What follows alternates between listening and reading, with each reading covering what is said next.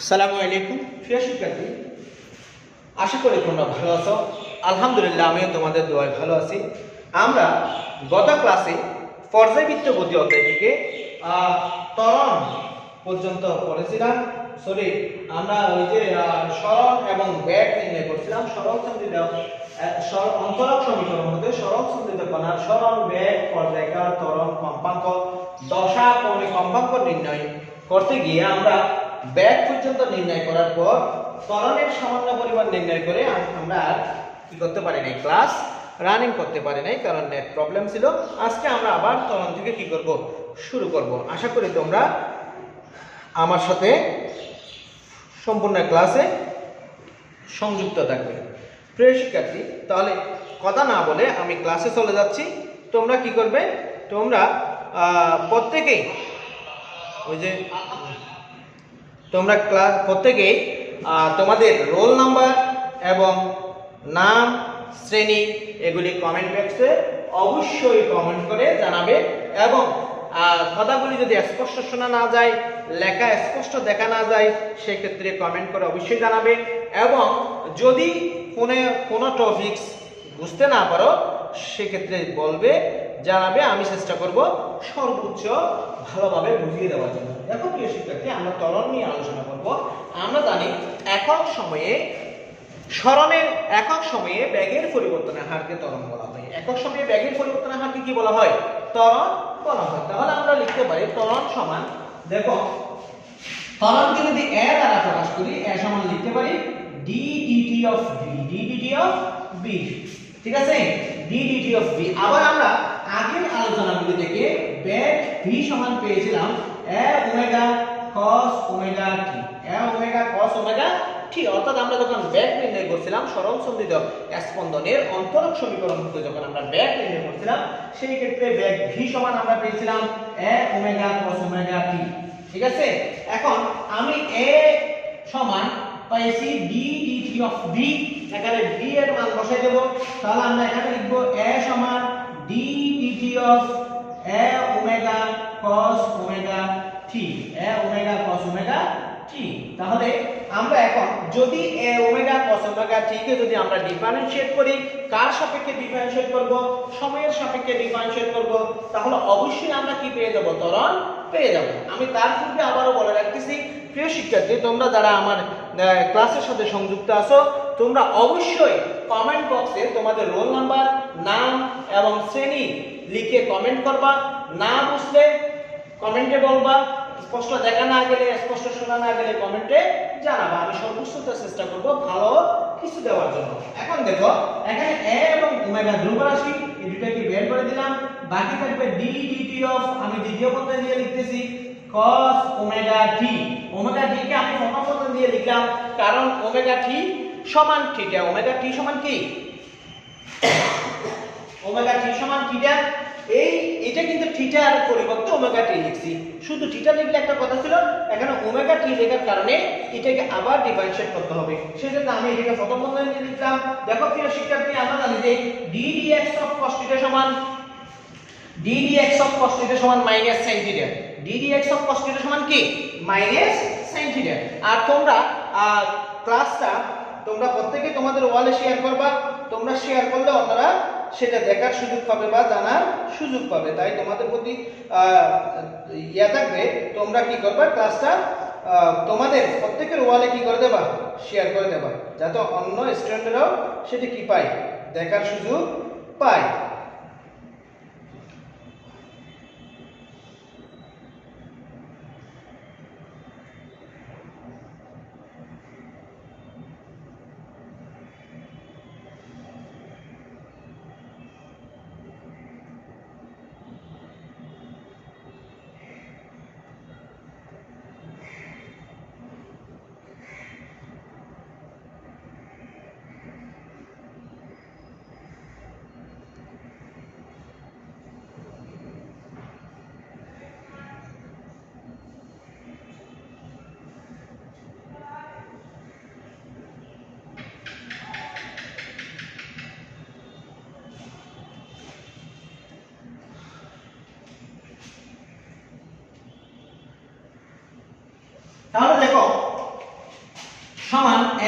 Omega cos theta কে differentiate করলে minus sin theta পাচ্ছি তাহলে আমরা এখানে লিখব sin omega t sin omega t আবার আমাকে কি করতে হবে ওমেগা টি কে ডিফারেন্সিয়েট করতে হবে ওমেগা টি কে যদি ডিফারেন্সিয়েট করি তাহলে আমরা কি পাই দেখো ওমেগা টি কে ডিফারেন্সিয়েট করলে আমরা ওমেগা পাবো ওমেগা টি কে ডিফারেন্সিয়েট করলে আমরা কি পাবো ওমেগা পাবো তাহলে আমরা লিখব মাইনাসটা আগে নিয়ে আসবো a ওমেগা মাইনাসটা আগে নিয়ে আসলে a ওমেগা কাইন্ডলি একটু দেখো প্লিজ আমরা এখানে কিন্তু ত্বরণটাকে স্মল a দ্বারা কি করছি চিহ্নিত করছি আবার বিস্তারকে স্মল a দ্বারা চিহ্নিত করছি দুইটা একই রকম হয়ে যাচ্ছে তাই আমি একটু হিসাবের সুবিধার্থে স্মল a এর পরিবর্তে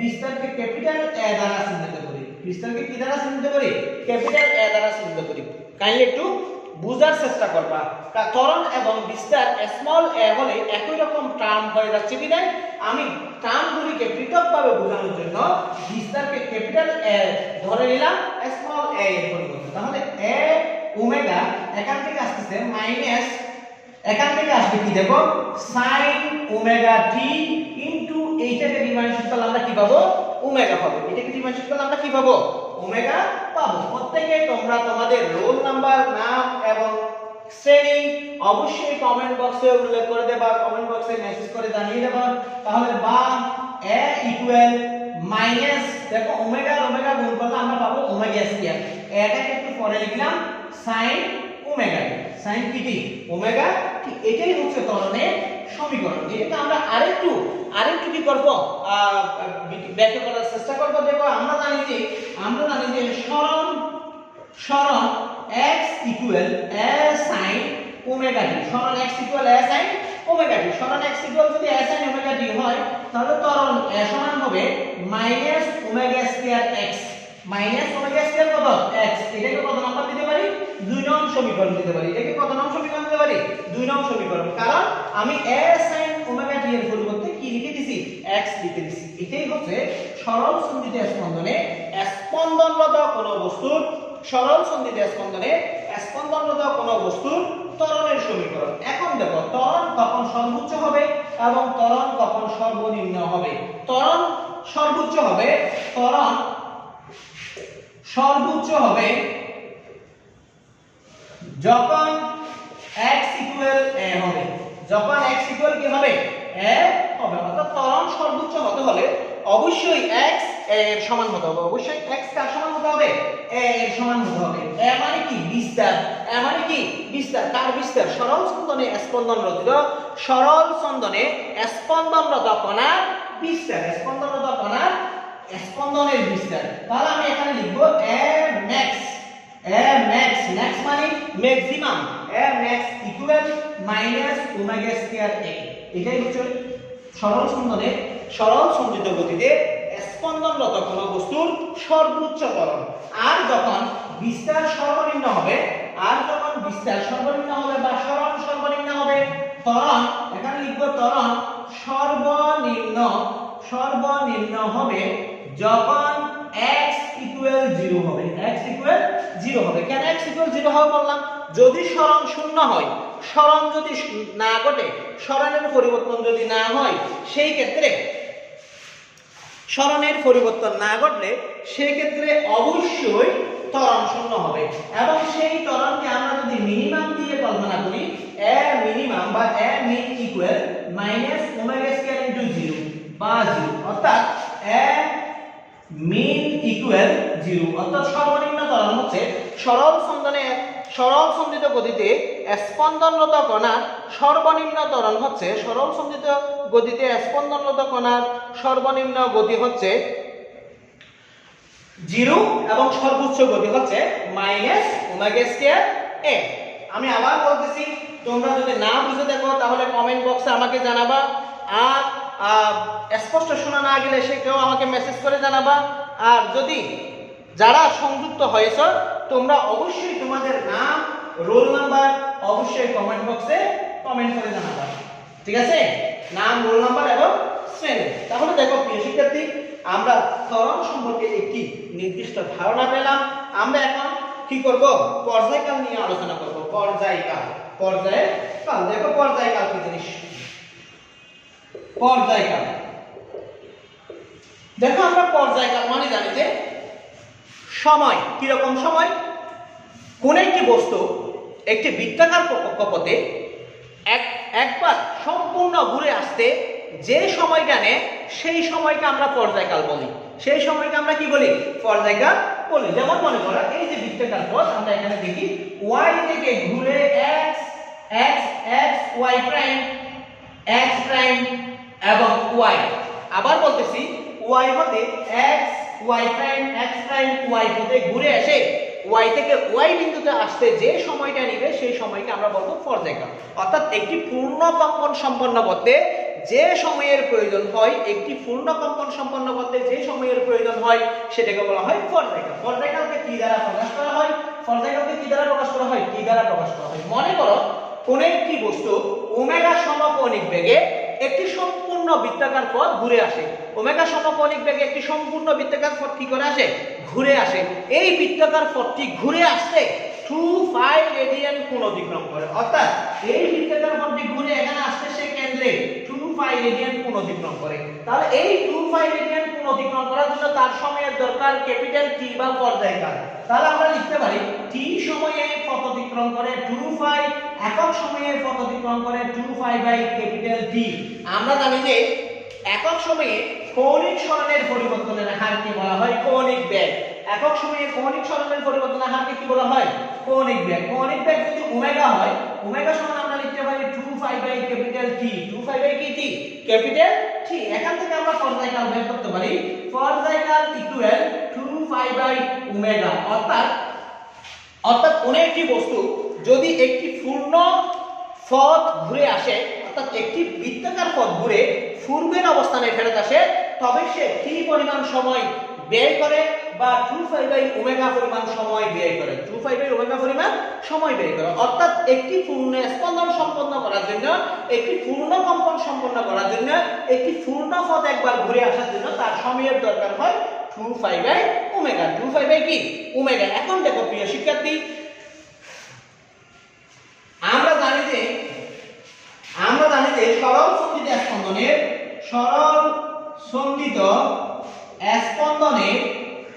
স্পন্দনের অন্তরক সমীকরণের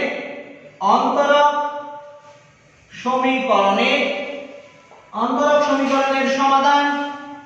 আমরা জানি যে সরল সন্ধিত স্পন্দনের অন্তরক সমীকরণের সমাধান x equal a sin 2π by a sin omega t plus delta. Omega t plus delta. আমি এই এটাকে একটু ক্যাপিটাল A দিয়ে লিখি। আমরা জানি যে সরল সন্ধিত স্পন্দনের অন্তরক সমীকরণের সমাধান x equal capital A sin omega t plus delta. এখানে ক্যাপিটাল A হচ্ছে সরল সন্ধিত স্পন্দনে স্পন্দনরত কণার বিস্তার, ওমেগা হচ্ছে কৌণিক কম্পাঙ্ক, t হচ্ছে যে সময়ে কৌণিক কম্পাঙ্কে ঘুরে আসে সেই সময়, এবং ডেল্টা হচ্ছে দশা পার্থক্য। ডেল্টা হচ্ছে কি? দশা পার্থক্য। এটাকে আমি একটা সমীকরণ দিলাম, 1 নং সমীকরণ। এটাকে কয় নং সমীকরণ দিলাম? 1 নং সমীকরণ দিলাম। আমরা বলছিলাম যে কি একটি বস্তু কোন একটি বৃত্তকে বা কোন একটি বৃত্তাকার পথে একবার ঘুরে আসতে যে সময় নেয় সেই সময়ের পরিমাণ 2π বাই ওমেগা। 2π বাই কত? ওমেগা। অর্থাৎ প্রতি স্পন্দন পরপর ঘূর্ণনের সময় 2π বাই ওমেগা পরিমাণ বেড়ে যাবে। 2π বাই ওমেগা পরিমাণ কি হয়ে যাবে? বেড়ে যাবে। তাহলে আমি লিখব প্রতি স্পন্দন পরপর স্মল t এর মান। স্মল t মানে কি? কতবার, যতবার ঘুরছি ততবারের সময়। যেমন মনে করে একবার ঘুরলে সময় লাগতেছে 2π বাই ওমেগা। যদি 50 বার ঘুরি তাহলে 50 * 2π বাই ওমেগা। এই 50 * 2π বাই ওমেগা বা একটি নির্দিষ্ট পরিমাণ ঘূর্ণনের যে সময় সেই সময়টা হচ্ছে t। এই t এর মান প্রতি স্পন্দন পরপর অর্থাৎ প্রতি ঘূর্ণন পরপর t এর মান 2π বাই ওমেগা পরিমাণ বেড়ে যাবে। 2π বাই ওমেগা পরিমাণ কি হয়ে যাবে? বেড়ে যাবে বা বৃদ্ধি পাবে। প্রতি স্পন্দন পরপর t এর মান 2π বাই ওমেগা পরিমাণ বেড়ে যাবে বা বৃদ্ধি পাবে। যদি 2π বাই ওমেগা পরিমাণ বেড়ে যায় তাহলে আমি 1 নং সমীকরণ থেকে লিখতে পারি। 1 নং সমীকরণ থেকে লিখতে পারি কি লিখতে পারি? দেখো x1 equal a sin 2 a sin আমার কি ছিল? ডেল্টা ছিল s sin omega t plus কি ছিল ডেল্টা ছিল ওমেগা থিটা তখন কি হয়ে যাবে t সমান 2 পাই বাই থিটা তখন হয়ে যাবে 2 pi by omega 2 pi by কত ওমেগা বুঝতে পারেন না মনে হয় আমি আবার বলতেছি আমি বলছিলাম যে প্রতি একবার স্পন্দনের পর সময় বেড়ে যায় 2 pi by omega 2 pi by কি ওমেগা অর্থাৎ প্রথম স্পন্দনে যদি t হয় দ্বিতীয় স্পন্দনে হবে t plus 2 pi by omega তৃতীয় স্পন্দনে হবে t plus 2 pi by omega plus 2 pi by omega সমান t plus 2 into 2 pi by omega চতুর্থ স্পন্দনে সেটা হবে t plus 2 pi by omega plus 2 pi by omega plus 2 pi by omega তার মানে কত হয়ে যাবে t plus 3 into 2 pi by omega এভাবে বাড়তে থাকবে সেজন্য আমি প্রথম স্পন্দনের পর দ্বিতীয় স্পন্দনে যে সময়টা বেড়ে গেছে সেই সময়টাকে যোগ করে লিখলাম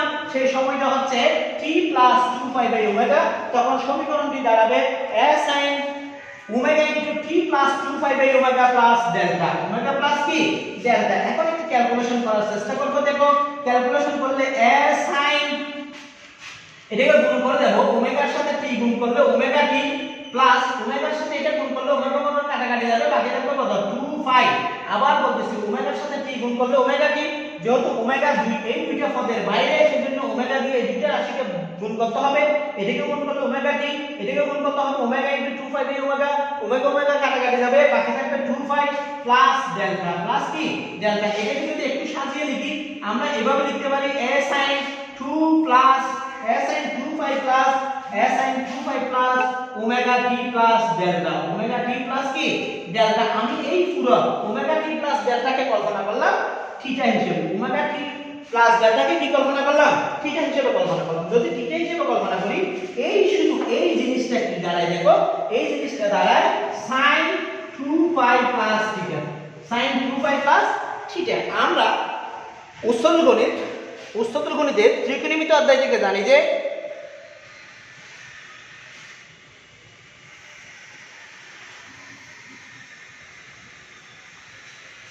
আমরা উচ্চতর গণিতের ত্রিকোণমিতি অধ্যায় থেকে জানি যে কি জানি দেখো উচ্চতর গণিতের ত্রিকোণমিতি অধ্যায় থেকে কি জানি দেখো আমরা যদি চতুর্ভাগ কল্পনা করি এটা এখানে কি ছিল x1 ছিল চতুর্ভাগ যদি কল্পনা করি দেখো এটা হচ্ছে চতুর্ভাগ এটা প্রথম চতুর্ভাগ এটা দ্বিতীয় চতুর্ভাগ এটা তৃতীয় চতুর্ভাগ এটা চতুর্থ চতুর্ভাগ এখানে all is positive এখানে sin এবং cos পজিটিভ সরি sin এবং cosec পজিটিভ এখানে tan এবং cot পজিটিভ এখানে cos এবং sec পজিটিভ এখন দেখো এখানে 2 পাই মানে 360 ডিগ্রি মানে 4 * 90 ডিগ্রি তাহলে 1 * 90 degree 2 * 90 degree 3 * 90 degree 4 * 90 degree 4 * 90 degree মানে কি 90 ডিগ্রি গুণকে জোড় সংখ্যা দিয়ে গুণ 90 ডিগ্রি গুণকে পদ সংখ্যা দিয়ে গুণ জোড় সংখ্যা দিয়ে গুণ আবার দেখো প্লাস থিটাটা এখানে আসবে আমরা জানি যে কোন একটি ত্রিকোণমিতিক অনুপাতের ক্ষেত্রে যদি 90 ডিগ্রিকে জোড় সংখ্যা দিয়ে গুণ করা হয় সেই ক্ষেত্রে ত্রিকোণমিতিক অনুপাতের কোনো পরিবর্তন হয় না যেরকম আছে সেরকমই থেকে যাবে তার মানে এখান থেকে sin 2 পাই মানে 4 * 90 ডিগ্রি অবশ্যই sin থেকে যাবে অবশ্যই কি হয়ে যাবে sin থেকে যাবে তাহলে কি পাচ্ছি আমরা 360 ডিগ্রি প্লাস থিটা তাহলে sin 360 ডিগ্রি প্লাস থিটা সমান অবশ্যই sin থিটা হবে অবশ্যই কি থিটা হবে sin থিটা হবে অবশ্যই যদি sin থিটা হয় তাহলে আমরা এখান থেকে লিখতে পারি দেখো এখান থেকে কি লিখতে পারি x1 = a sin omega t plus delta a sin omega t plus delta আমরা এখন এক নাম্বার সমীকরণটা একটু পর্যালোচনা করব এক নাম্বার সমীকরণটা আমরা পর্যালোচনা করলে দেখতে পাচ্ছি যে এই নিচে যে সমীকরণটা পাইছি x1 = a sin omega t plus theta omega t plus delta sorry এটা থিটা নয় delta omega t plus delta এই সমীকরণটা এবং x সমান a sin omega t plus delta এই দুটো প্রায় সেম তাহলে আমি লিখতে পারি x সমান x অর্থাৎ আমরা দেখতেছি যে কোন একটি স্পন্দনরত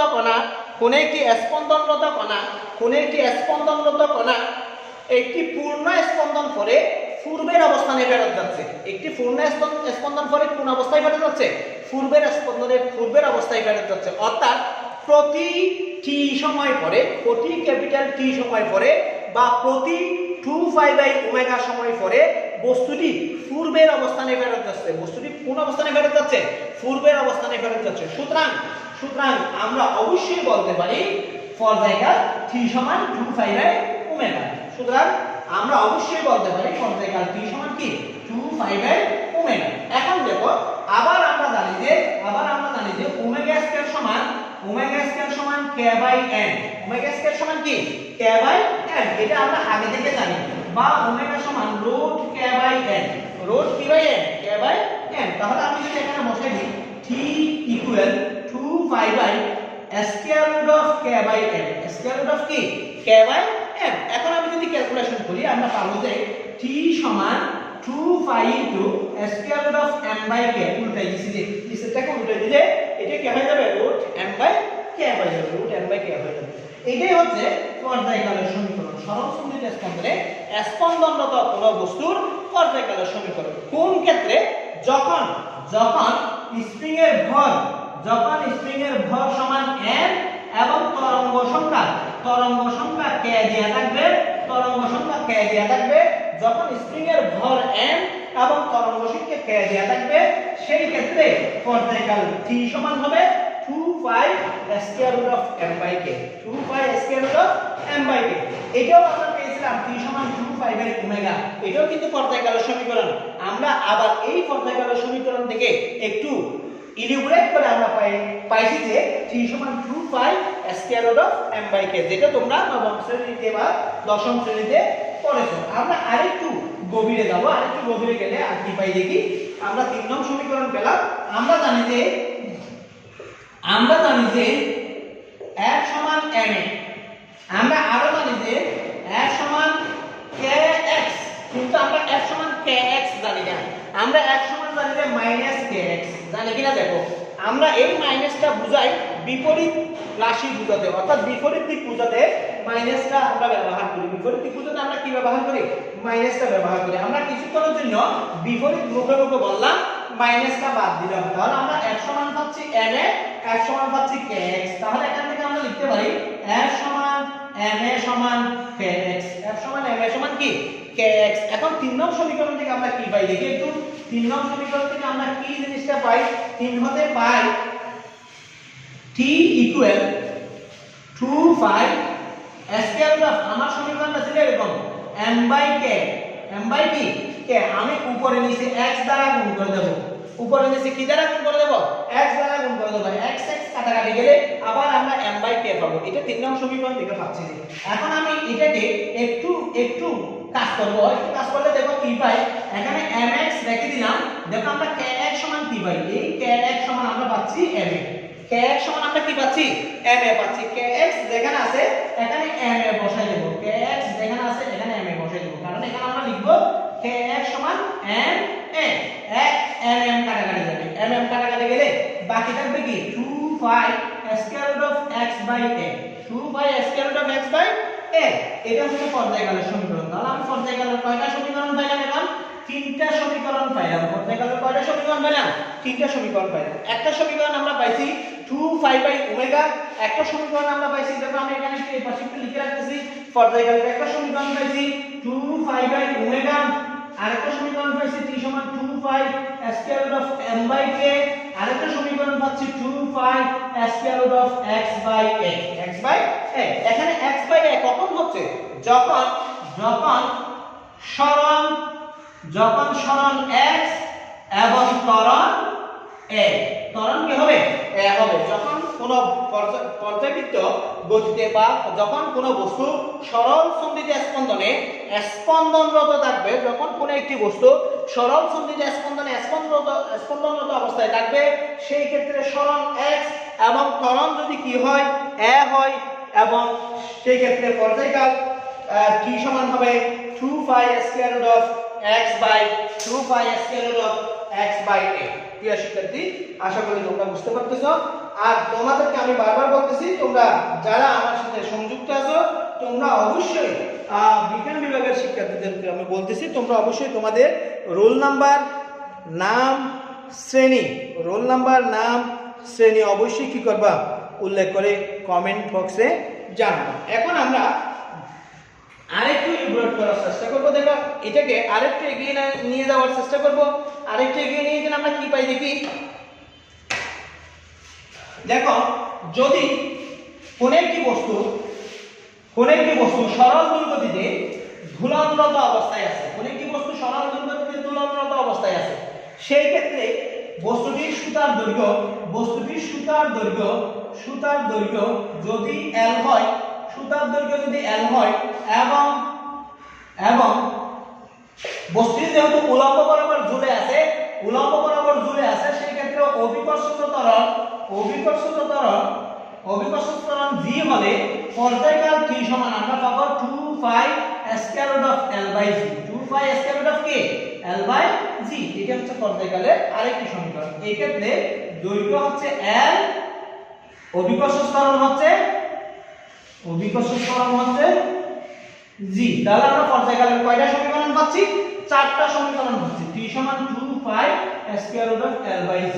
এগুলো আমাদের সবগুলো মনে রাখতে হবে এবং সবগুলো দিয়ে আমাদের ম্যাথমেটিক্যাল প্রবলেম সলভ করতে হবে। T সমান আমরা পাইলাম 2 পাই বাই ওমেগা, T সমান আমরা পাইলাম 2 pi by m, 2 pi square root of m by k, যে ক্ষেত্রে m স্প্রিং এর ভর সংখ্যা, k হচ্ছে তরঙ্গ সংখ্যা, এবং আমরা T সমান পেলাম 2 pi square root of x by a, যেখানে x হচ্ছে সরণ এবং a হচ্ছে কি ত্বরণ, এবং T সমান আমরা পাইলাম square root of 2 pi T সমান আমরা পাইলাম 2 pi square root of L by G, যেখানে L হচ্ছে দৈর্ঘ্য এবং G হচ্ছে কি অভিকর্ষজ ত্বরণ। আশা করি তোমরা পর্যায়কাল সম্পর্কে একটি ভালো ধারণা পেয়েছো। আমরা এই সূত্রগুলো দিয়ে পরবর্তী ক্লাসে ম্যাথমেটিক্যাল প্রবলেম সলভ করার চেষ্টা করব।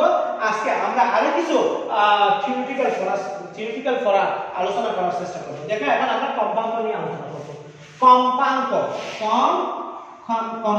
দেখো কম্পাঙ্ক তোমরা জানো, কম্পাঙ্ক সম্পর্কে তোমরা সবাই পরিচিত, তো সবাই কিছু না কিছু ধারণা রাখো। কম্পাঙ্ক কাকে বলে?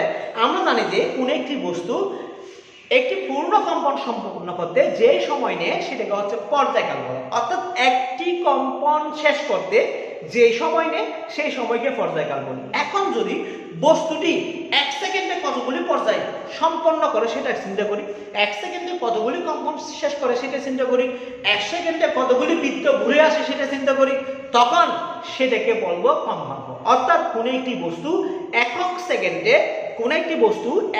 সেকেন্ডে যতগুলি পূর্ণ কম্পন সম্পন্ন করে তাকে তার পর্যায়কাল বলা হয়। তাহলে তাকে তার কম্পাঙ্ক বলা হয়, তাকে তার কি বলা হয়? কম্পাঙ্ক বলা হয়। আবার বলতেছি, একটি বস্তু 1 সেকেন্ডে যতগুলি পূর্ণ কম্পন সম্পন্ন করে তাকে তার কম্পাঙ্ক বলা হয়। তাহলে দেখো, যদি t সময়ে একটি পূর্ণ কম্পন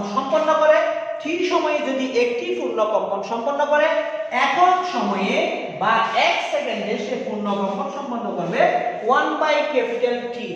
আমরা কম্পাঙ্ককে n বা f দ্বারা প্রকাশ করি। n বা কি দ্বারা প্রকাশ করি? f দ্বারা প্রকাশ করি। মনে করলাম আমি কম্পাঙ্ক n, কম্পাঙ্ক কি n, তাহলে n সমান লিখতে পারি 1/T। n সমান 1/T লিখতে পারি, T লিখতে পারি। আমরা কিছুক্ষণ আগে T এর মান বের করছিলাম, T এর মান বের করছিলাম। T সমান পাইছিলাম 2 পাই বাই ওমেগা। T সমান কি পাইছিলাম? 2 পাই বাই ওমেগা। এখানে আমি বসাবো, এখানে বসালে n সমান 1/2 pi by omega. 1/2 pi by কি ওমেগা। এখন 1/2 পাই বাই ওমেগা যদি হয়, তাহলে আমরা এটাকে আরেকটু সুন্দর করে লিখলে ওমেগা বাই 2 পাই লিখতে পারি। ওমেগা বাই কি লিখতে পারি? 2 পাই লিখতে পারি। বা n সমান 1/2 পাই সেপারেট করে লিখলাম।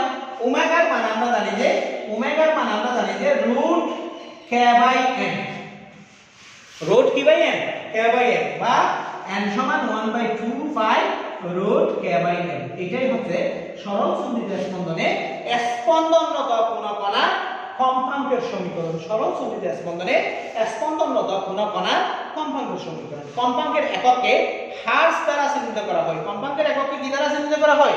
হার্টজ দ্বারা চিহ্নিত করা হয়, কম্পাঙ্কের একককে হার্জ দ্বারা চিহ্নিত করা হয়। আশা করি প্রিয় শিক্ষার্থী তোমরা বুঝতে পারতেছো। আমি আবারও বলবো, তোমরা যারা আমার ক্লাসে বিজ্ঞান বিভাগের যে সকল শিক্ষার্থী আমার ক্লাসে অংশগ্রহণ করতেছো, বিজ্ঞান বিভাগের একাদশ দ্বাদশ শ্রেণীর যে সকল শিক্ষার্থী আমার ক্লাসে অংশ নিচ্ছ, তোমরা সবাই তোমাদের রোল নাম্বার, শ্রেণী এবং নাম কমেন্ট বক্সে অবশ্যই মেসেজ করে জানাও। এখন আমরা কৌণিক কম্পাঙ্ক নিয়ে একটু আলোচনা করব। কৌণিক কম্পাঙ্ক, কৌণিক কম্পাঙ্ক ভেরি ভেরি ইম্পর্টেন্ট একটা জিনিস। কৌণিক কম্পাঙ্ক দেখো, না বুঝতে গেলে একটু বলবে, আমি বুঝিয়ে দেওয়ার চেষ্টা করব। যদি না বুঝে বুঝার ভান করে দেখো, তাহলে আমার করার কিছু নেই, তাহলে তুমি চাইলেও ভালো কিছু করতে পারবে না। পৃথিবীতে তিন ধরনের বোকা আছে। একটা হচ্ছে যে পলিটিক্স নিয়ে বাড়াবাড়ি করে, আরেকটা হচ্ছে যে ধর্ম নিয়ে বাড়াবাড়ি করে, আরেকটা হচ্ছে যে না বুঝে বুঝার বান করে বসে থাকে। তুমি না বুঝে বুঝার বান করে বসে থাকলে আমি কখনো তোমাকে বুঝাই দিতে পারবো না ভালো করে, বুঝে গেছে? সুতরাং অবশ্যই তোমাকে কি করতে হবে, তুমি বুঝতেছো না যে এটা প্রকাশ করতে হবে, তখন আমি বারবার তোমাকে বোঝানোর চেষ্টা করতে পারবো। এখন দেখো কৌণিক কম্পাঙ্ক। কৌণিক কম্পাঙ্ক আর কৌণিক বেগ প্রায় সেম কথা। কৌণিক কম্পাঙ্ক আর কৌণিক বেগ প্রায় কি কথা? সেম কথা। আমরা সংজ্ঞাটা এভাবে দেব, সরল সন্ধিত স্পন্দনে, সরল সন্ধিত স্পন্দনে স্পন্দনরত বস্তুকণা, সরল সন্ধিত স্পন্দনে স্পন্দনরত বস্তুকণা একক সময়ে যে কৌণিক দূরত্ব অতিক্রম করে, একক সময়ে যে কৌণিক দূরত্ব অতিক্রম করে তাকে তার কৌণিক কম্পাঙ্ক বলে। তাকে তার কি বলা হয়?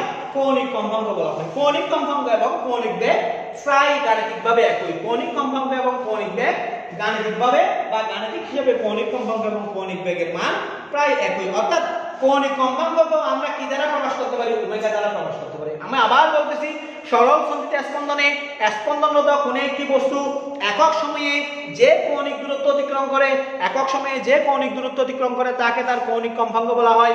যদি আমরা গাণিতিকভাবে ক্যালকুলেট করি তাহলে কৌণিক কম্পাঙ্ক এবং কৌণিক বেগের ক্ষেত্রে একই ধরনের মান পাবো, কৌণিক কম্পাঙ্ক এবং কৌণিক বেগের ক্ষেত্রে একই ধরনের মান পাবো।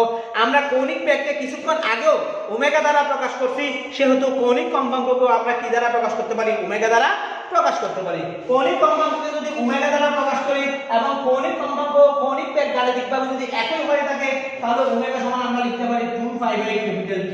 2π/K capital T। তাইলে একটু দেখবা, আমি 2π কে সেপারেট করে 1/T লিখলাম, 1/T লিখলাম, T লিখলাম, বা ওমেগা সমান 2π কিছুক্ষণ আগেই পেয়েছিলাম, অর্থাৎ এর আগের টপিকসে আমরা পেয়েছিলাম 1/T সমান n। 1/T সমান কি? n। আমরা পাইছিলাম কৌণিক কম্পাঙ্ক, আমরা পেয়েছিলাম কম্পাঙ্ক n সমান 1/T, কম্পাঙ্ক n সমান 1/T পেয়েছিলাম, T পেয়েছিলাম। এখন দেখো আমি এই n এর মানটা একটু বসাবো। n এর মানটা যদি বসাই 2π ইনটু, আমরা n এর মান পাইছিলাম এরকম 2π square root of k/n, 2π 1/2π square root of k/n, 1/2π square root of k/n। এখানে 2π কাটাকাটি দিলাম, বাকি থাকবে কি? Root k/n। এটাই হচ্ছে কৌণিক কম্পাঙ্ক ওমেগা এর সমীকরণ। কৌণিক কম্পাঙ্ক ওমেগা এর কি সমীকরণ? কৌণিক কম্পাঙ্ককে, কৌণিক কম্পাঙ্কের একক হচ্ছে radian per second, radian per second, আর ডি রেডিয়ান পার সেকেন্ড। কৌণিক কম্পাঙ্কের একক হচ্ছে কি? Radian per second. আশা করি প্রিয় শিক্ষার্থী তোমরা কৌণিক কম্পাঙ্ক সম্পর্কে ভালো ধারণা পেয়েছো। আমি এখন একটু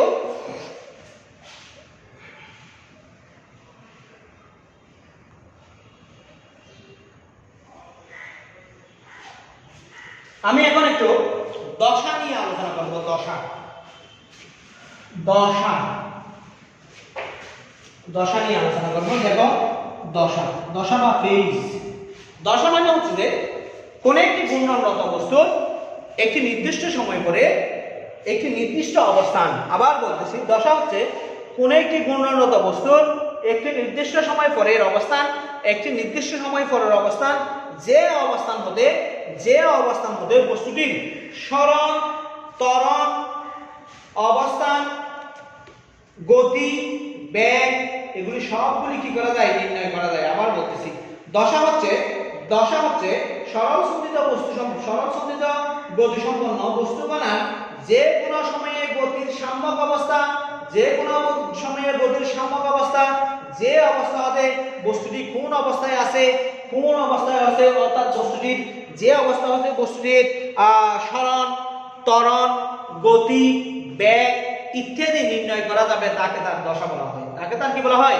দশা বলা হয়। দশাকে আমরা ডেল্টা দ্বারা প্রকাশ করি। দশা বা দশামাত্রিককে আমরা কি দ্বারা প্রকাশ করি? ডেল্টা দ্বারা প্রকাশ করি। কাইন্ডলি একটু দেখো, আমি এটাকে ভিন্নভাবে একটু বোঝানোর চেষ্টা করব। মনে করি কোন একটি তরঙ্গ এভাবে যাচ্ছে, সামনের দিকে গতিশীল হচ্ছে। দেখো বস্তুটি, এটা হচ্ছে তরঙ্গ দৈর্ঘ্য a b c, a b c। এই দূরত্বটাকে আমরা কি দ্বারা প্রকাশ করতে পারি? তরঙ্গ দৈর্ঘ্য ল্যাম্ডা দ্বারা প্রকাশ করতে পারি। মনে করলাম কোন একটা সময় পরে বস্তুটি এই জায়গায় অবস্থান করে, এটার নাম পি বিন্দু, এবং এখান থেকে এই পি বিন্দুর দূরত্ব হচ্ছে x। এই পি বিন্দুতে আসলে তরঙ্গটির সময় নিয়েছিল স্মল t। সময় নিয়েছিল কত? Small t। এখন দেখো ল্যাম্ডা পরিমাণ পথ অতিক্রম করার জন্য কণাটিকে কোণ অতিক্রম করতে হবে 2π। কোণ অতিক্রম করতে হবে কত? 2π। কেমনে? দেখো আমি এই অংশটাকে AB অংশটাকে আঁকলাম এবং BC অংশটাকে কেটে যদি এখানে বসাই দিই, তাহলে এটা একটা বৃত্তের মতন মনে হচ্ছে। একটি বৃত্ত সর্বোচ্চ 2π কোণ উৎপন্ন করে, সর্বোচ্চ কত π কোণ উৎপন্ন করে? 2π কোণ উৎপন্ন করে। তার মানে ল্যাম্ডা তরঙ্গ দৈর্ঘ্য অতিক্রম করার জন্য তাকে 2π কোণ অতিক্রম করতে হয়। তার মানে আমি এখানে লিখব পথ পার্থক্য, ল্যাম্ডা মানে পথ পার্থক্য ল্যাম্ডা হলে দশা পার্থক্য 2π। দশা পার্থক্য কত? 2π। পথ পার্থক্য 1 হলে দশা পার্থক্য হবে 2π বাই ল্যাম্ডা। 2π বাই কত? ল্যাম্ডা। এখন দেখো পি বিন্দু পর্যন্ত গেছিল t সময় পরে, তার মানে x দূরত্ব অতিক্রম করছে। পথ পার্থক্য x হলে দশা পার্থক্য হবে 2π by lambda x। 2π by lambda কি? x। এখন দেখো প্রিয় শিক্ষার্থী, আমরা জানি যে x বা t সময়ে যে দশা পার্থক্য সেটাকে ডেল্টা ধরছিলাম। t সময়ের যে দশা পার্থক্য সেটাকে কি ধরছিলাম? ডেল্টা ধরছিলাম। তার মানে ডেল্টা সমান 2π বাই ল্যাম্ডা ইনটু x। এটাকে বাংলায় লিখে আমরা লিখতে পারি দশা পার্থক্য সমান 2π বাই ল্যাম্ডা ইনটু পথ পার্থক্য। 2π বাই ল্যাম্ডা ইনটু পথ পার্থক্য। বুঝে গেছে? এটাই হচ্ছে দশা বা দশা পার্থক্য থেকে পাওয়া তথ্য। দশা বা দশা পার্থক্য থেকে পাওয়া তথ্য। আশা করি প্রিয় শিক্ষার্থী তোমরা সরল সন্ধিত গতি সম্পর্কিত রাশি, সরণ, ত্বরণ, বেগ, পর্যায়কাল, কম্পাঙ্ক, কৌণিক কম্পাঙ্ক এবং দশা সম্পর্কে একটি নির্দিষ্ট ধারণা পেয়ে গেছে। একটি নির্দিষ্ট ধারণা কি হয়ে গেছে? পেয়ে গেছে। প্রিয় শিক্ষার্থী, আমরা এখন সরল সন্ধিত গতি সম্পন্ন বস্তুকণার শক্তি নিয়ে আলোচনা করব। সরল সন্ধিত গতি সম্পন্ন বস্তুকণার শক্তি নিয়ে আলোচনা করব। একদম ইজি জিনিস, একটু বোঝার চেষ্টা করব। সরল সন্ধিত গতি সম্পন্ন বস্তুকণার শক্তি। আমি আগামী ক্লাসে অবশ্যই ম্যাথমেটিক্যাল সমস্যা সলভ করব। আজকে এই পর্যন্ত থিওরিটিক্যাল ক্লাসগুলো মোটামুটি শেষ করব। আমরা আগামী ক্লাসে ম্যাথমেটিক্যাল সমস্যা সলভ করার পর আবারও আমরা বাকি থিওরিটিক্যাল ক্লাসগুলো নিয়ে আলোচনা করব। ঠিক আছে? এখন আমরা আলোচনা করব সরল সন্ধিত গতি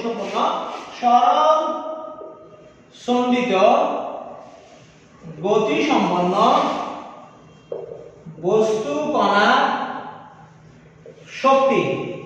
বস্তু কণার কি শক্তি নিয়ে আলোচনা করব। সরল সন্ধিত গতি সম্পন্ন বস্তু কণার শক্তি নিয়ে আলোচনা করব। দেখো, আমরা সরল সন্ধিত স্পন্দনে গতি সম্পন্ন সরল সন্ধিত স্পন্দনে স্পন্দনরত বস্তু কণার শক্তি নিয়ে আলোচনা করব। আমরা জানি যে কোনো শক্তি দুই ভাবে থাকতে পারে, একটা বিভব শক্তি আকারে, একটা গতি শক্তি আকারে। একটা বিভব শক্তি আকারে, একটা কি শক্তি আকারে? গতি শক্তি আকারে। সরল সন্ধিত স্পন্দনে যদি কোনো বস্তু স্পন্দনরত অবস্থায় থাকে, সেই ক্ষেত্রে ওই বস্তুরও দুই ধরনের শক্তি থাকবে, একটা বিভব শক্তি, একটা কি শক্তি? গতি শক্তি। এখন আমরা প্রথমে বিভব শক্তি নিয়ে আলোচনা করব, এরপর গতি শক্তি নিয়ে আলোচনা করব, এরপরে মোট শক্তি নিয়ে আলোচনা করব, এরপরে কি শক্তি নিয়ে আলোচনা করব? মোট শক্তি নিয়ে আলোচনা করব। দেখো তাহলে আমরা কিভাবে কি করি। মনে করলাম কোন একটি সরল সন্ধিত স্পন্দনে স্পন্দনরত কণার বিস্তার, স্পন্দনের বিস্তার এ, কৌণিক কম্পাঙ্ক ওমেগা সরণ x এবং সময় t হলে আমরা লিখতে পারি সময় t হলে আমরা লিখতে পারি, বা আমরা আরেকটা জিনিস দেখি, সময় t এবং দশা দশা পার্থক্য ডেল্টা হলে আমরা লিখতে পারি x equal a sin omega t plus delta x equal a sin omega t plus delta. আমি আবার বলতেছি কোন একটি সরল সন্ধিত স্পন্দনে স্পন্দনরত কণা স্পন্দনের বিস্তার a, কৌণিক কম্পাঙ্ক ওমেগা, সরণ x এবং সময় t ও দশাপার্থক্য ডেল্টা হলে আমরা সেই সরল সন্ধিত স্পন্দনে স্পন্দনরত কণার অন্তরক সমীকরণের সমাধান x ইকুয়াল লিখতে পারি a sin to omega t plus delta, a sin omega t plus delta. এখন দেখো প্রিয় শিক্ষার্থী, আমি এটাকে এক নং সমীকরণ দিলাম। আমি প্রথমে বিভব শক্তি নির্ণয় করব, এরপরে কি নির্ণয় করব, গতি শক্তি নির্ণয় করব। বিভব শক্তি গতি শক্তি নির্ণয় করার পর মোট শক্তি নির্ণয় করব, মোট শক্তি নির্ণয় করব।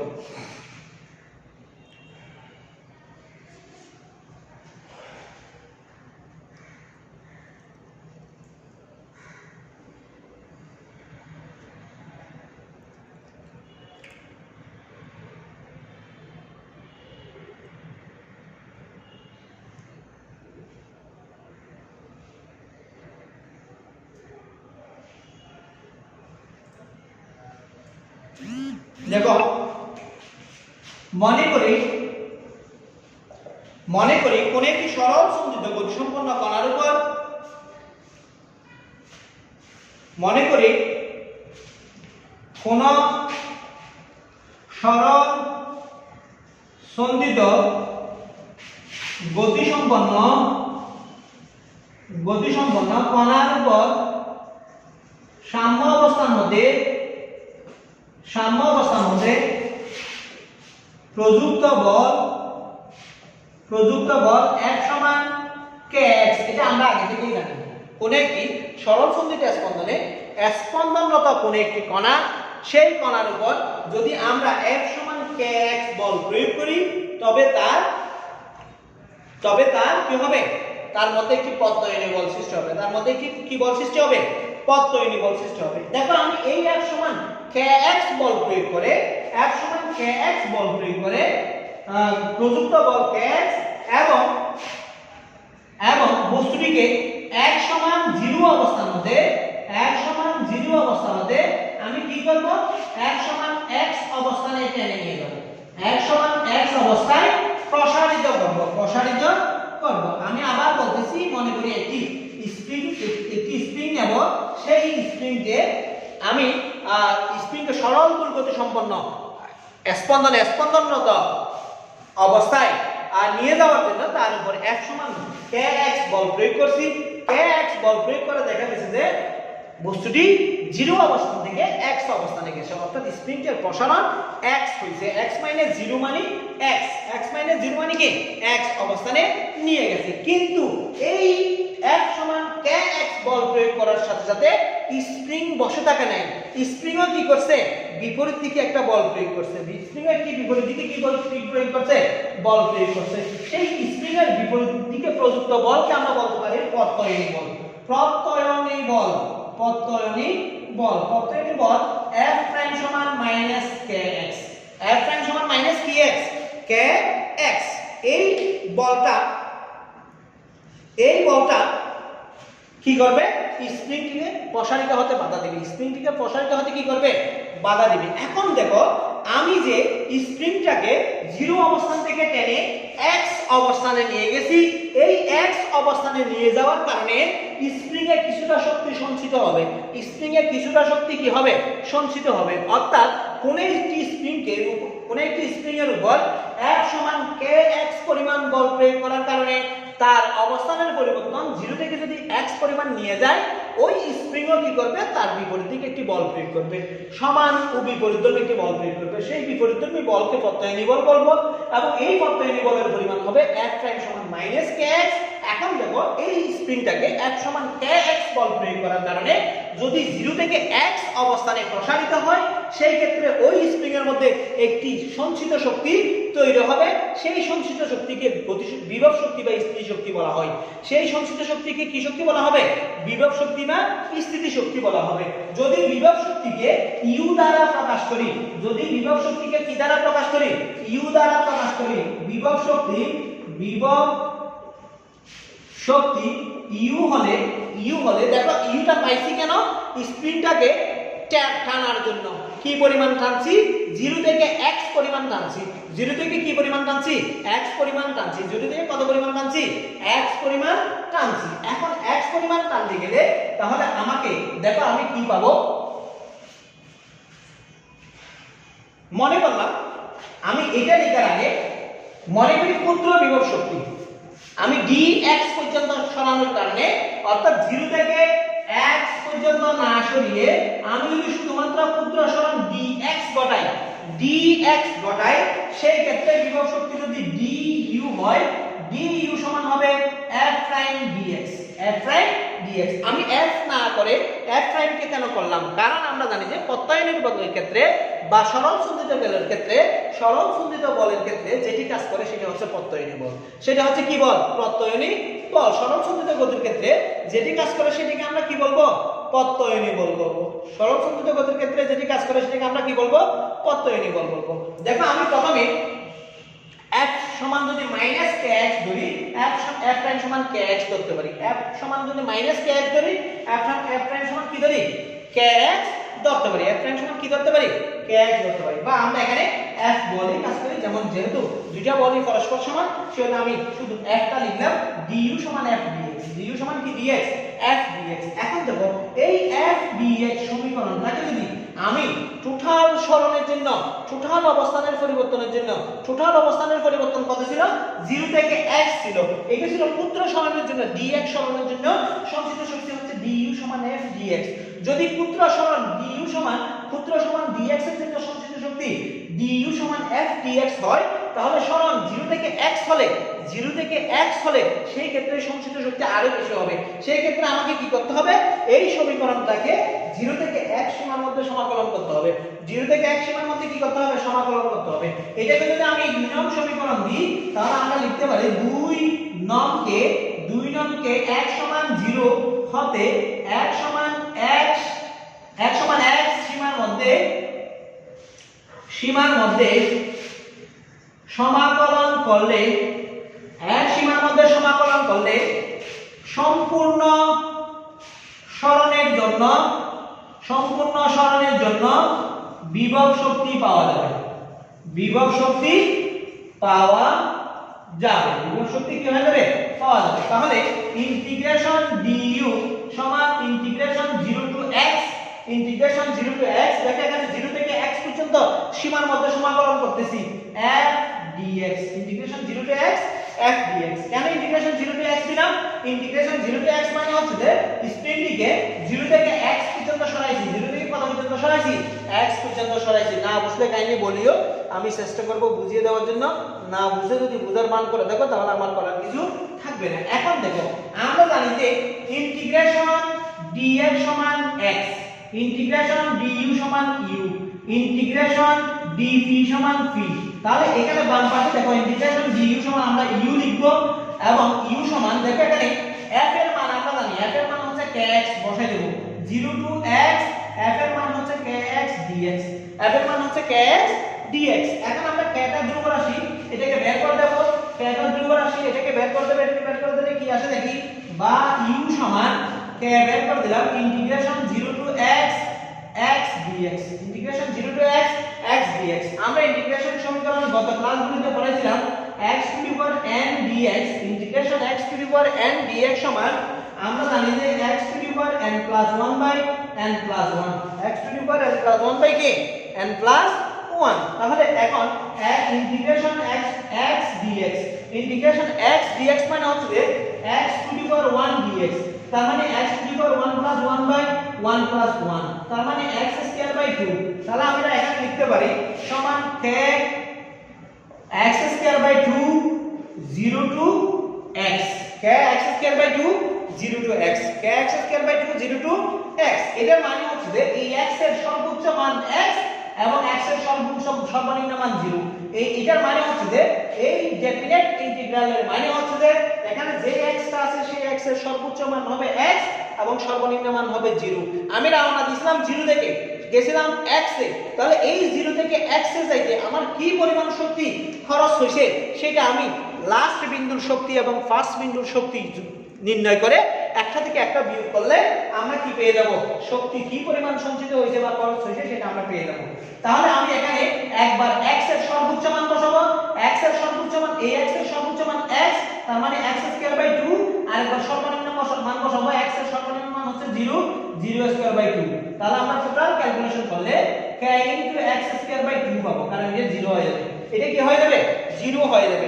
তাহলে আমরা এখানে বিভব শক্তি U সমান পাচ্ছি, বিভব শক্তি U সমান পাচ্ছি হাফ kx², হাফ kx², এটাই হচ্ছে সঞ্চিত বিভব শক্তির মান, সঞ্চিত বিভব শক্তির মান, এটাই হচ্ছে কিসের মান, সঞ্চিত বিভব শক্তির মান। এখন কাইন্ডলি একটু দেখো প্রিয় শিক্ষার্থী, এখন যদি x এর মানটা, আমরা x এর একটা নির্দিষ্ট মান জানি, x এর একটা কি মান জানি, এক নং সমীকরণ মতে আমরা x এর একটা মান পেয়েছিলাম, এক নং সমীকরণ মতে আমরা x সমান পাইছিলাম a sin omega t plus delta, a sin omega t plus কি ডেল্টা। এখানে আমি সেই 3 নং সমীকরণে 1 নং সমীকরণের মানটা বসাই দেব, 3 নং সমীকরণে 1 নং সমীকরণের মানটা কি করব, বসাই দেব। তাহলে 3 1 ও 3 হতে পাই, 1 ও 3 হতে পাই u সমান half k, half k x² না, x² মানে হচ্ছে যে a sin omega t plus delta whole square.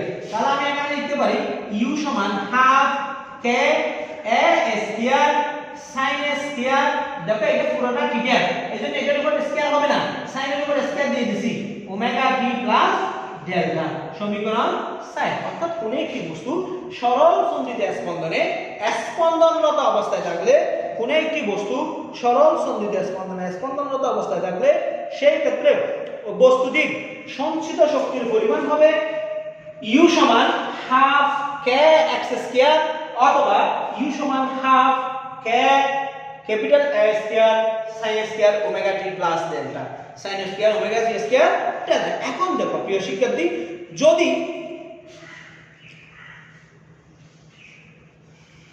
দেখো যদি আমরা সর্বোচ্চ স্থিতিশক্তি এবং সর্বনিম্ন স্থিতিশক্তি কল্পনা করি বা বের করতে চাই, যদি সর্বোচ্চ স্থিতিশক্তি এবং সর্বনিম্ন স্থিতিশক্তি বের করতে চাই, তাহলে সেই ক্ষেত্রে এই সাইন অংশটির মানের উপর সর্বোচ্চ স্থিতিশক্তি এবং সর্বনিম্ন স্থিতিশক্তি নির্ভর করবে।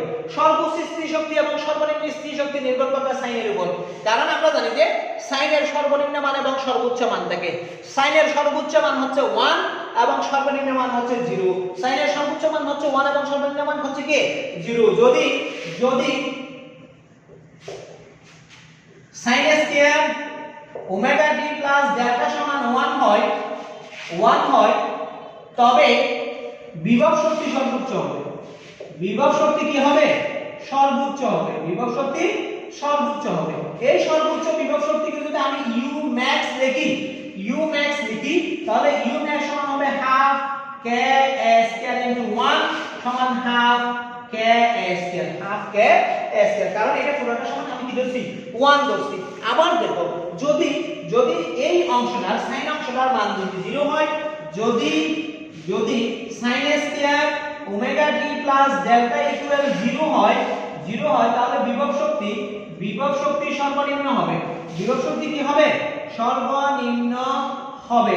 এবং সর্বনিম্ন বিভব শক্তি কিন্তু আমি u min দ্বারা লিখি, u min সমান হয়ে যাবে কত, 0, u min সমান কত হয়ে যাবে, 0 হয়ে যাবে। কেন u min সমান 0 হয়ে যাবে, দেখো half k a square into 0 হবে, তার মানে টোটাল 0 হবে। অর্থাৎ কোন একটি বস্তু সরল সঞ্চিত স্পন্দনে স্পন্দনরত অবস্থায় থাকলে সেই ক্ষেত্রে বস্তুটির বিভব শক্তি হবে u সমান হাফ kx², u সমান হাফ kx², u সমান হাফ kx²। আবার আমরা পাইছি u সমান, এটাকে যদি আমি x এর মানটা বসাই দিই, এখান থেকে আমরা পাই half k² sin square omega t plus delta. যদি সর্বোচ্চ বিভব শক্তি হিসাব করি, সেই ক্ষেত্রে আমরা u max সমান পাবো half k square, u min সমান আমরা পাবো 0, u min সমান আমরা কি পাবো, 0 পাবো। প্রিয় শিক্ষার্থী, এখন আমরা একটু গতিশক্তি বের করার চেষ্টা করব। গতিশক্তি বের করার পর আমরা মোট শক্তিতে চলে যাব। গতিশক্তি বের করার পর আমরা কিসে চলে যাব, মোট শক্তিতে চলে যাব। আমরা এখন একটু গতিশক্তি নির্ণয় করার চেষ্টা করব। গতিশক্তি, দেখো সরল সঞ্চিত স্পন্দনে স্পন্দনরত বস্তুর গতিশক্তি নির্ণয় করার চেষ্টা করব। দেখো কোন একটি বস্তু যদি v বেগে গতিশীল হয়, কোন একটি বস্তু v বেগে গতিশীল হলে বস্তুটির গতিশক্তি v বেগে গতিশীল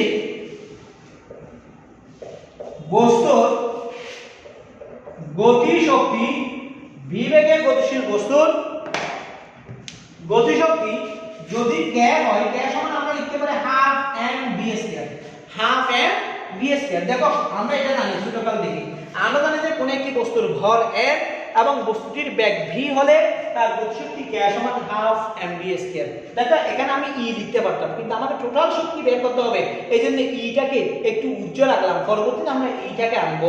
আমরা k মানে জানি যে কাইনেটিক এনার্জি, গতিশক্তি, তাহলে k সমান হাফ m v স্কয়ার। আবার দেখো আমরা জানি যে x সমান জানি যে a sin omega t plus delta, জানি কি না?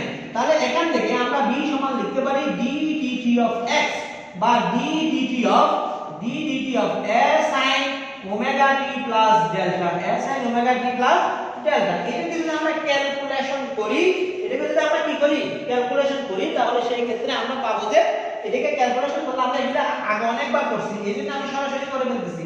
এটাকে ক্যালকুলেশন করলে আমরা পাবো a omega cos omega t, a omega cos omega t plus delta, a omega cos omega t plus কি ডেল্টা। এটা আমরা পাবো। এটা কি ব্যাক v সমান, এটা কি ব্যাক কি সমান v সমান। আমি বলতেছি যে গতিশক্তি বের করব। কি শক্তি বের করব বললাম? গতিশক্তি বের করব বললাম, গতিশক্তি। তাহলে গতিশক্তির ক্ষেত্রে আমরা যদি যাই, এখন এই যে এখানে v এর মানটা এখান থেকে বসাই দেব, v এর মানটা বসাই দেব। 1 ও 2 নম্বর কি পাই দেখবো, 1 ও 2 হতে পাই 1 ও 2 হতে পাই। দেখো এখানে 1 2 কেন হবে, আমরা ওখানে 4 নাম্বার দিলাম না, তাহলে এটাকে 5 নাম দিই, এটাকে কয় নাম দিই, 6 নাম দিই। আমরা বিভব শক্তি পর্যন্ত কি পাইছিলাম, 4 নাম বিভব শক্তি পর্যন্ত আমরা কত পাইছিলাম, 4 নাম্বার পাইছিলাম মনে হয় বিভব শক্তি পর্যন্ত। এই 4 নাম এবং এখানে এটাকে 5 নাম দিলাম, এরপর 6 নাম দিলাম। এখন আমি এখানে এটাকে 5 নাম দিই, এটাকে কত নাম দিই, 6 নাম দিই। 5 ও 6 হতে পাই k সমান হাফ m রেখে দিলাম, b এর মান হচ্ছে এটা, b স্কয়ার ছিল না, আমি b স্কয়ার সমান লিখলাম a ওমেগা cos, এটা এখানে হবে না, এটা এখানে হবে a omega cos omega t plus delta whole square. তাহলে আমরা ক্যালকুলেট করলে পাবো half m a square omega square cos square omega t plus delta, a square omega square half m a square omega square cos square omega t plus delta, omega t plus কি delta. এখানে আরেকটু কাজ করব, দেখো আরেকটু কাজ করলে আমরা কি পাবো, আমরা জানি যে ওমেগা স্কয়ার সমান k by m, omega square সমান আমরা জানি k বাই m, এটা আমরা জানি আগে থেকে। তাহলে এই মানটা আমরা এখানে বসাবো। এখানে আমরা এই মানটা বসালে দেখো আমরা কাইন্ডলি এখানে দেখো এই k এবং এই k কিন্তু সেম হয়ে যাচ্ছে, এই দুইটা k সেম হয়ে যাচ্ছে, কিন্তু দুইটা k দুই ধরনের, এটা গতিশক্তি, এটা তরঙ্গ শক্তি। তাহলে আমরা এটাকে আরেকটা কাজ করি, এটাকে k না লিখে k e লিখি, কাইনেটিক এনার্জি k e লিখি। তাহলে k e সমান হবে, কাইন্ডলি একটু বুঝার চেষ্টা করি, আগের গুলিতে আমি কিন্তু শুধু k লিখছি, এখানে আসে k লিখতেছি, তার মানে এখানে আমি আসে k e লিখতেছি, সেজন্য আগের গুলিতেও তোমাকে কি করতে হবে, k e চেঞ্জ করে দিতে হবে। k e সমান half m a square omega square সমান আমরা পাচ্ছি কি k by m, k by কি m cos square omega t plus delta, omega t plus কি delta, omega t plus delta. তাহলে এখন দেখো m m কাটাকাটি যাবে, বাকি থাকবে half k a square cos square omega t plus delta. এটাই হচ্ছে কিসের শক্তি, গতিশক্তির সমীকরণ। এটাকে 7নং সমীকরণ দিলাম। অর্থাৎ কোন একটি বস্তু সরল সন্ধিত স্পন্দনে, কোন একটি বস্তু সরল সন্ধিত স্পন্দনে স্পন্দিত হতে থাকলে, কোন একটি বস্তু সরল সন্ধিত স্পন্দনে স্পন্দিত হতে থাকলে সেই ক্ষেত্রে বস্তুটির গতিশক্তি k e সমান হবে half k a square cos square omega t plus delta, half k a square cos square omega t plus কি ডেল্টা। এখন দেখো সর্বোচ্চ গতিশক্তি এবং সর্বনিম্ন গতিশক্তি নির্ণয় করব। সর্বোচ্চ গতিশক্তি এবং সর্বনিম্ন গতিশক্তি নির্ভর করবে এই cos অংশটার উপর। cos অংশটির মান, এই cos অংশটির মান যদি 1 হয় গতিশক্তি সর্বোচ্চ হবে, এই cos অংশটির মান 0 হলে গতিশক্তি সর্বনিম্ন হবে। যদি cos square omega t plus delta সমান 1 হয় তবে গতিশক্তি সর্বোচ্চ হবে, গতিশক্তি সর্বোচ্চ হবে, সর্বোচ্চ হবে, গতিশক্তি সর্বোচ্চ, অর্থাৎ কে E max equal half K square into 1, half K square into 1 সমান হাফ কে স্কয়ার। অর্থাৎ আমরা দেখতেছি যে যদি গতিশক্তি সর্বোচ্চ হয় সেই সর্বোচ্চ গতিশক্তির মান হবে হাফ কে স্কয়ার। আবার যদি আমরা দেখছি যে বিভব শক্তি যদি সর্বোচ্চ হয় সেই ক্ষেত্রেও সর্বোচ্চ বিভব শক্তির মান হাফ কে স্কয়ার। অর্থাৎ যেখানে গতিশক্তি সর্বোচ্চ সেখানে বিভব শক্তি নাই, যেখানে বিভব শক্তি সর্বোচ্চ সেখানে গতিশক্তি নাই। আর যদি cos square omega T plus delta সমান কি হয় 0 হয়, তাহলে গতিশক্তি সর্বনিম্ন হবে। গতিশক্তি কি হবে? সর্বনিম্ন হবে, সর্বনিম্ন। এবং এই সর্বনিম্ন গতিশক্তিকে কে ই মিন দ্বারা প্রকাশ করি। কে ই মিন দ্বারা প্রকাশ করলে এটার মান যদি 0 হয়ে যায় তাহলে আমরা পাবো হাফ কে স্কয়ার ইনটু 0 সমান 0 হবে। অর্থাৎ সর্বনিম্ন গতিশক্তির মান 0 এবং সর্বোচ্চ গতিশক্তির মান কে হাফ কে স্কয়ার। অর্থাৎ আমরা দেখতেছি যে সর্বোচ্চ বিভব শক্তির মানও হাফ কে স্কয়ার এবং সর্বোচ্চ গতিশক্তির মানও হাফ কে স্কয়ার। আবার সর্বনিম্ন বিভব শক্তির মানও 0, সর্বনিম্ন গতিশক্তির মানও 0। তার মানে যে বিন্দুতে গতিশক্তি সর্বোচ্চ সেই বিন্দুতে বিভব শক্তি শূন্য, যে বিন্দুতে বিভব শক্তি সর্বোচ্চ সেই বিন্দুতে গতিশক্তি, যে বিন্দুতে বিভব শক্তি সর্বোচ্চ সেই বিন্দুতে গতিশক্তি শূন্য। এখন আমরা মোট শক্তি নিয়ে একটু আলোচনা করার চেষ্টা করব। মোট শক্তি দেখো স্পন্দনরত সরল স্থিতিতে স্পন্দনরত কণার মোট শক্তি আমরা জানি যে মোট শক্তি সমান বিভব শক্তি প্লাস গতিশক্তি। বিভব শক্তি প্লাস কি শক্তি? গতি শক্তি। এটা আমরা ছোটকাল থেকেই পড়ে আসছি। মোট শক্তি সমান বিভব শক্তি প্লাস কি শক্তি? গতি শক্তি। তাহলে এখন আমরা এখানে লিখতে পারি এই বিভব শক্তি ছিল ইউ, গতি শক্তি ছিল কে ই। গতি শক্তি ছিল কি? কে ই। মোট শক্তিকে আমরা ই দ্বারা প্রকাশ করলে ই সমান ইউ প্লাস কে, ই সমান ইউ প্লাস কি? কে ই। এখন দেখো যদি বিস্তার 1 সমান a হয় অর্থাৎ সর্বোচ্চ বিন্দুতে হয়, 1 সমান a হয় সর্বোচ্চ বিন্দুতে, বিস্তার সর্বোচ্চ বিন্দুতে 1 সমান যদি a হয় সেই ক্ষেত্রে আমরা একটু দেখব। আমরা সেই ক্ষেত্রে জানি যে 1 সমান a হলে 1 সমান a হলে ইউটা ইউ ম্যাক্স হবে, ইউটা ইউ ম্যাক্স হবে এবং কে ইটা কে ই মিন হবে। কেন কে ই মিন হবে? আমরা জানি যে সর্বোচ্চ বিন্দুতে যখন বিস্তার সর্বোচ্চ হয় তখন বিভব শক্তি সর্বোচ্চ হয়, সর্বোচ্চ বিন্দুতে বিস্তার যখন সর্বোচ্চ হয় তখন বিভব শক্তি সর্বোচ্চ হয়। আর বিভব শক্তি যেখানে সর্বোচ্চ সেখানে গতিশক্তি সর্বনিম্ন হবে। গতিশক্তি কি হবে?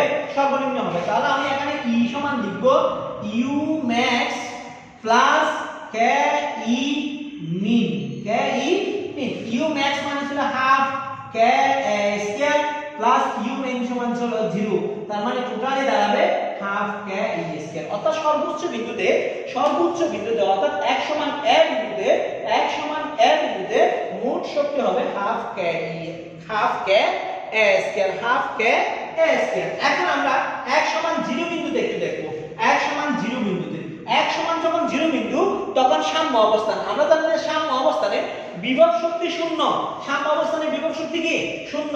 এই 1 সমান 0 অবস্থানে ইউটা ইউ মিন হয়ে যাবে এবং গতিশক্তি সর্বোচ্চ হয়ে যাবে। তখন কে ম্যাক্স হয়ে যাবে। কে কি হয়ে যাবে? ম্যাক্স হয়ে যাবে। কে ম্যাক্স হলে আমরা এখন লিখব, কে ম্যাক্স হলে আমরা কি লিখব দেখো।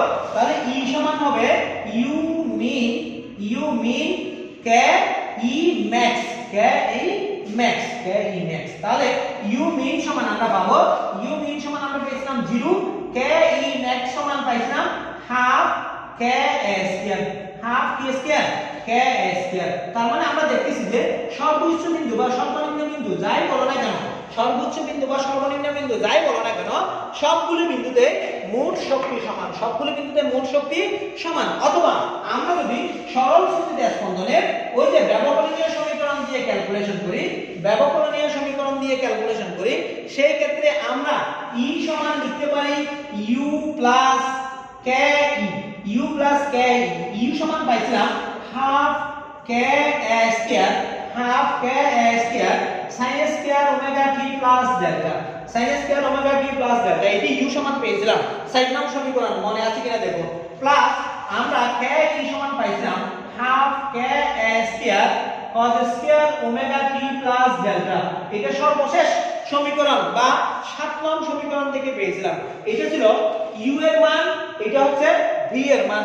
ব্যবকলনীয় সমীকরণ প্রয়োগ করে পাইছিলাম সমাধান, ব্যবকলনীয় সমীকরণের সমাধান প্রয়োগ করে পাইছিলাম। এখন কি কি কমন আছে দেখো, এইটা এবং এইটা একই, সেগুলো কমন নিয়ে নিতে পারি।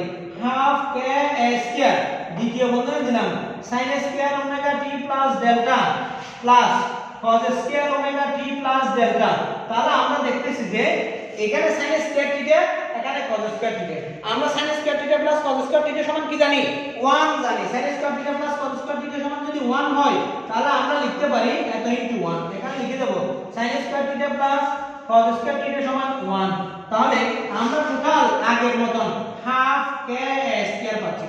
অর্থাৎ আমরা যেভাবেই ক্যালকুলেশন করি না কেন দেখতেছি যে কোন একটি বস্তু সরল সন্ধিত স্পন্দনরত অবস্থায় থাকলে, কোন একটি বস্তু সরল সন্ধিত স্পন্দনরত অবস্থায় থাকলে তার মোট শক্তি অবশ্যই হাফ কে এ স্কয়ার এর সমান হবে, হাফ কে এ স্কয়ার এর সমান হবে। তাহলে আমরা এখানে থেকে দেখতেছি যে এই সমীকরণটাকে আমরা দেখতে পাচ্ছি কি দেখতে পাচ্ছি দেখো, এই সমীকরণটাকে আমরা দেখতে পাচ্ছি যে E সমান হাফ কে এ স্কয়ার। এখানে দেখো হাফটা ধ্রুব সংখ্যা, কেটা ধ্রুব সংখ্যা। যদি হাফ কে ধ্রুব হয় তাহলে আমরা লিখতে পারি E proportional to a square. E proportional to কি a স্কয়ার? a square. অর্থাৎ কোন একটি বস্তু সরল সন্ধিত স্পন্দনরত অবস্থায় থাকলে, কোন একটি বস্তু সরল সন্ধিত স্পন্দনরত অবস্থায় থাকলে সেই ক্ষেত্রে তার মোট শক্তি বস্তুটির স্পন্দনের বিস্তারের বর্গের সমানুপাতিক, বস্তুটির স্পন্দনের বর্গের সমানুপাতিক। অর্থাৎ কোন একটি বস্তু সরল সন্ধিত স্পন্দনরত অবস্থায় থাকলে সেই ক্ষেত্রে বস্তুটির যে কোনো বিন্দুতে মোট শক্তি ওই বিন্দুতে বিস্তারের বর্গের সমানুপাতিক। প্রিয় শিক্ষার্থী, আশা করি আজকের ক্লাসটা তোমরা বুঝতে পারছো। আমি তোমাদেরকে প্রতিদিনের মতো আজকে আবারও অনুরোধ করতেছি, জীবনটা তোমার, জীবনের গল্পটা তৈরি করার দায়িত্ব তোমার। তুমি তোমার গল্পটাকে যেভাবে তৈরি করবে ভবিষ্যৎ জীবনে সেই গল্পটার ফিডব্যাক সেরকমই পাবে।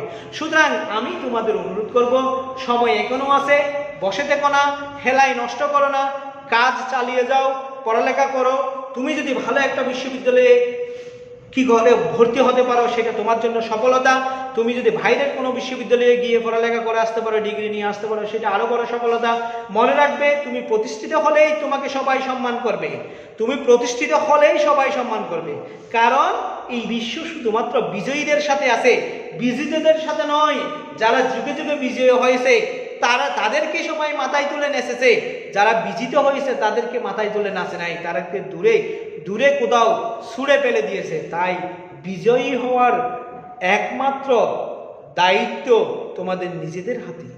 তোমরা তোমাদের নিজেদেরকে বিজয়ীদের কাতারে নিয়ে যাও। শুধু স্বপ্ন দেখলে হবে না, স্বপ্ন বাস্তবে পরিণত করার সাহস, সক্ষমতা, পরিশ্রম, দৃঢ় সংকল্প, মনোবল সবই থাকতে হবে।